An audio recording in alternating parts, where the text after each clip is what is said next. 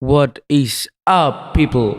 Would you like to create some shaking bass and disappoint your mother? Would you maybe like to have your songs played in Lost Lands? Yes. Do you want to create music that's higher than the moon? Boy? Or maybe make the best virtual riots appear in the world? Would you like to get the girl of your dream? Producers are virgins. Well, my name is Kousax, and today I'll show you, yes, you, how to make that bass music you always have been dreaming of. Let's go.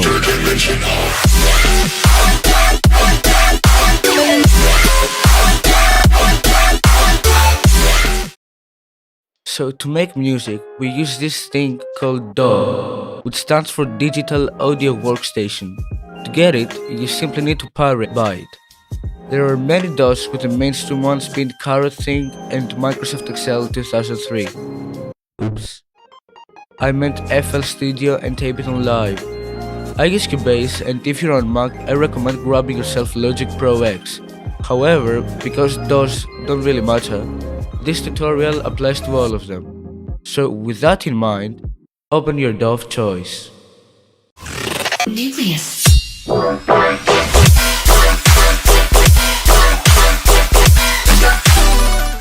So now you'll see an empty thing. It's emptier than your soul. No matter the DAW, what you see in your screen is called the timeline, and this is where you put all your shit into. Ableton and FL Studio have a browser on the left of the screen, while Cubase and Logic Pro X don't. Set the tempo to 140 or 150. Who gives a f? This probably is the best point to get some virtual riot sound. Grab some kicks and snares and hi-hats from your favorite producers and to make a cool drum beat. What I like to do next is think about the rhythm of the bass line.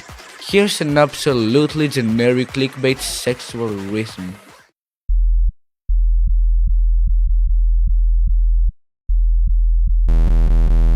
Once you do that, open the plugin that you like to work with.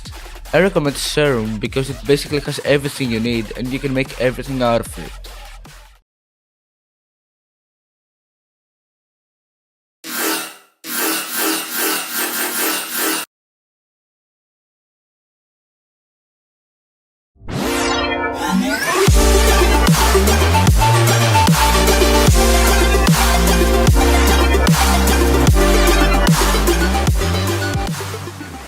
First, you make the intro. Essentially, what you have to do is slowly introduce the listener to the main concept of your track. This is a cool example for your soul, my boys.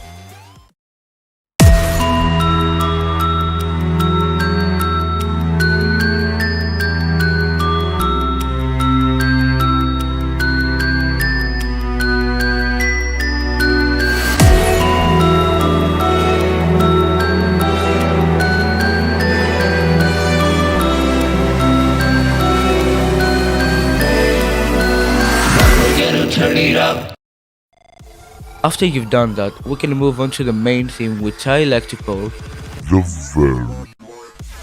Here is where you introduce the melody of your track and where you grab the listener by the fucking neck and tell them to enjoy this or you will end their absolutely miserable life. To build a verse, you need the lead playing your melody at the top and most instruments following the rhythm. In dubstep, you also introduce the drum beat at this point. A cool thing many people do is leave the first two bars without drums, and then introducing the drums with a fill. Here is how it should sound like.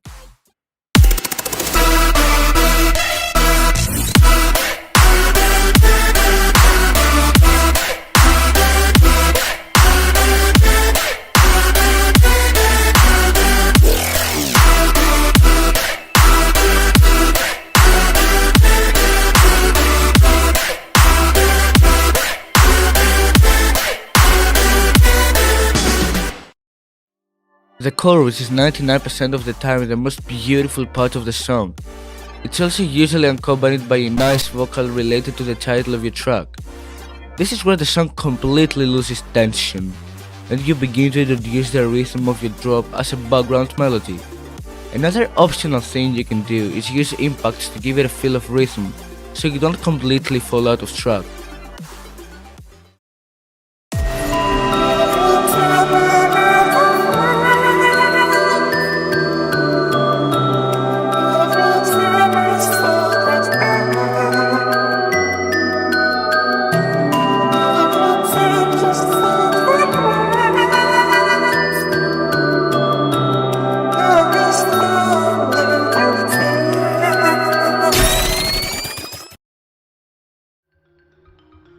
Now for the build-up, it's where you build up? Basically, you build all the tension until the very climax of your track. Main thing here is to put a kick or a snare, going faster and faster and faster and faster and faster and faster until you can't hear shit anymore. The peak of it is usually a vocal phrase accompanied with a drum fill.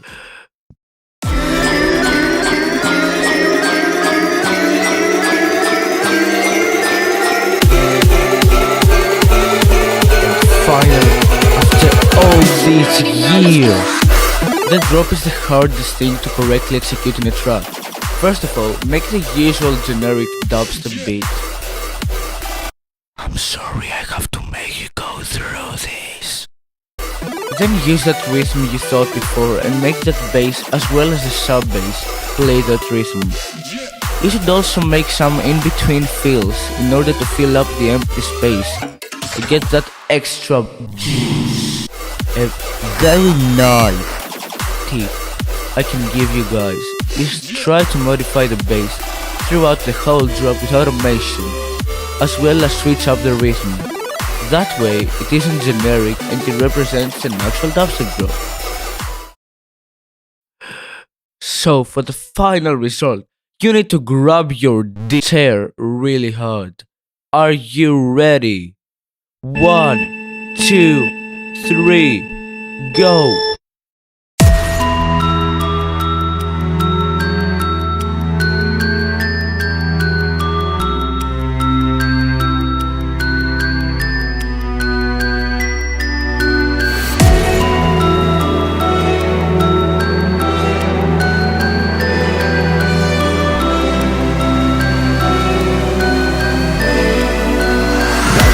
Turn it up.